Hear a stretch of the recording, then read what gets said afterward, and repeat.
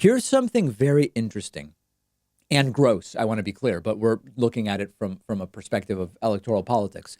The Trump 2020 campaign and the 2020 Republican platform in the last 3 days have confirmed and gone back to being more anti-gay and more anti-trans. Now, the reason this is interesting is that Donald Trump never ran as your traditional socially conservative anti-gay Republican. He very decidedly focused during his campaign in 2015 and 2016 on really an economic populist message. It's right-wing populism, but it's an economic populist message. I'll fix trade because trade and these trade deals, NAFTA, China, they're screwing the average person. I'm going to protect our borders and therefore protect jobs for average people. That type of language was Trump's focus in 2016.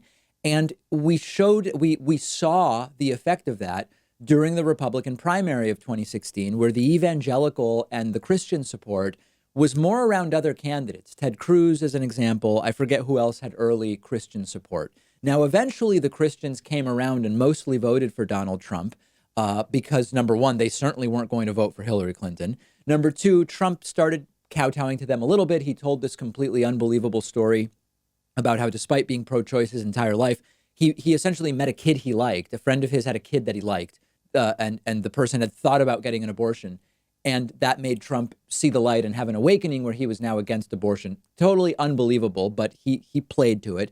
Said the Bible is his favorite book, up there with Art of the Deal. So eventually, the Christians came over to him, but the anti-gay message was not a big part of Donald Trump's campaign. The anti-gay rhetoric for Republicans has historically been a really great way to raise money. Even if the anti-gay crowd is not as big as it once was, they will still donate if they believe that you're with them on so-called family values, which typically include being anti-gay. So Donald Trump and the Republican Party seem so desperate right now to stop the damage that is being done by Trump's presidency to the Republican Party that they are bringing back an anti-gay focus, and it's because they're desperate. So Trump sees the numbers. Women are going to Biden in record numbers. Young people are sticking with Biden. Older folks are going with Biden. And the idea is, let's get back to the anti-gay focus of 5 or 10 years ago and try to pull in some people, particularly people who will donate a lot of money. So on Friday, the Trump administration rolled back an Obama-era transgender health care protection that's part of Obamacare. And what they're doing is returning to the government's interpretation of sex discrimination according to what they call the plain meaning of sex as male or female determined by biology. So this essentially dismisses any concept of treating trans people in accordance with their sexual identity. And all of the protections associated with that would go away. The Republican National Committee has also now called for just leaving their 2016 platform unchanged and making it their 2020 platform. That is a platform that called for banning same-sex marriage. Now, the timing, remember, June 2015, the Supreme Court said states can't ban same-sex marriage anymore. So it de facto made same-sex marriage legal nationally. That was June 2015. The Republican primary was already starting to get going then, and the Republican platform contained opposition to same-sex marriage at that time, despite what the Supreme Court said. Now, over the last 4 years, as you probably know, even among Republicans, public opinion has moved more and more into same-sex marriage is okay. This is not something we really want to fight about anymore.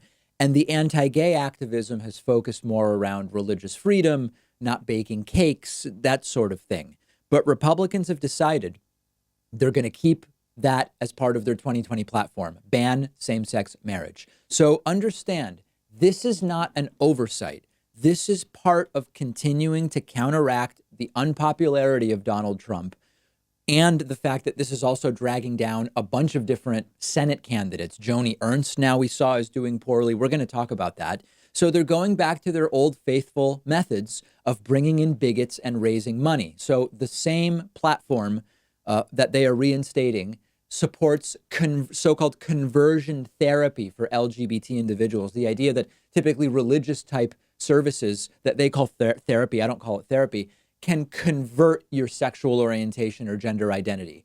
They want to continue supporting the rights of businesses to discriminate against people on the basis of their sexual orientation or gender identity, which, remember, in some states is already illegal by state law.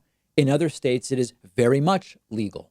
Now, there's some other stuff thrown in there as well. So in total, what we are seeing, Trump's 2016 campaign was an outlier in terms of Republican campaigns. There's no doubt.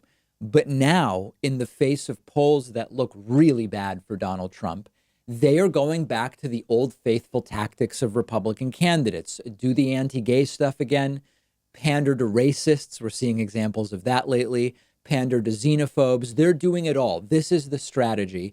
Pander to the worst of the worst. Hope that the economy bounces back just enough between now and November that you can justify, hey, vote to reelect me. And the third part of this sort of hydra is suppress enough of the vote that, along with pandering to the racists and the homophobes and a slight improvement in the economy, you can get enough votes to get yourself reelected. Now, remember, if we go out and vote in overwhelming numbers, this won't work. If we don't go out and vote in overwhelming numbers, it actually may get Donald Trump reelected.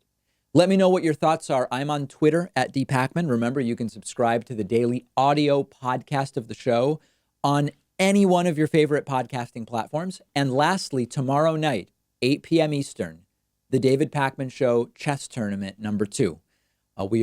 It's just for fun. Everybody can play. Skill level doesn't matter. To sign up for the tournament, go to davidpakman.com/chess. It is free. It's just fun. That's all it is. I will be playing tomorrow, Tuesday, June 16, 8 p.m. Eastern. Sign up for the tournament at davidpakman.com/chess.